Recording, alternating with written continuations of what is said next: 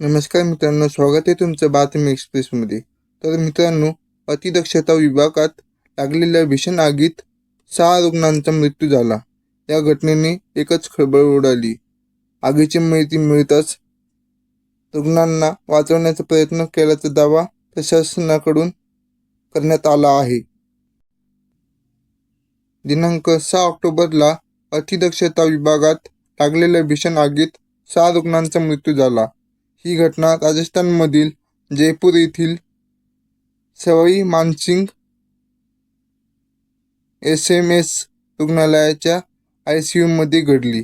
या घटनेने एकच खळबळ उडाली. मृतांमध्ये 2 महिला आणि 4 पुरुषांचा समावेश आहे. घटनेची माहिती मिळताच लगेचच मदत कार्य सुरू करण्यात आले.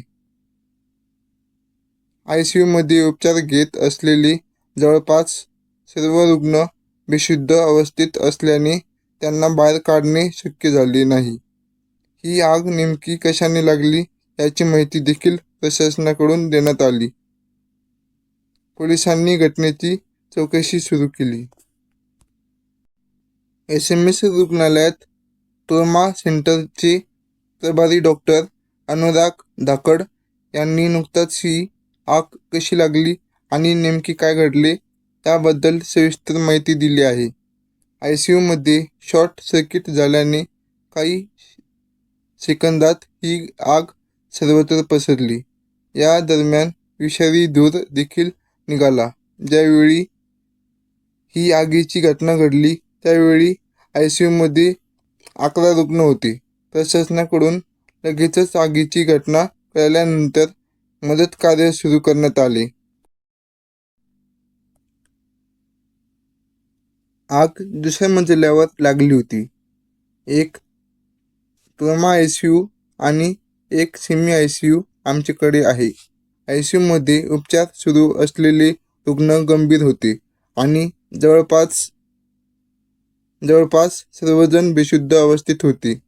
ट्रोमा सेंटर टीमने आमच्या नर्सिंग ऑफ सर्जनी आणि वॉर्ड बॉयजनी त्यांना ताबडतोब ट्रॉलीवर चढवले आणि ICUमधून बाहेर काढले.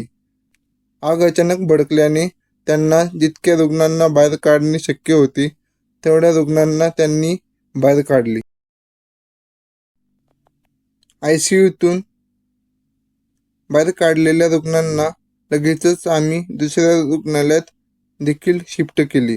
त्यापैकी 6 रुग्णांची प्रकृती गंभीर होती. आम्ही त्यांना CPRने पुन्हा जिवंत करण्याचा खूप प्रयत्न केला, पण त्यांना वाचवता आले नाही. मुख्यमंत्री भजनलाल शर्मा आणि गृहराज्यमंत्री जवाहर सिंग यांनी परिस्थितीचा आढावा घेतला आणि त्या ठिकाणी आग लागली तिथे देखील भेट घेतली. या घटनेने देशभरात मोठी खळबळ उडाली आहे.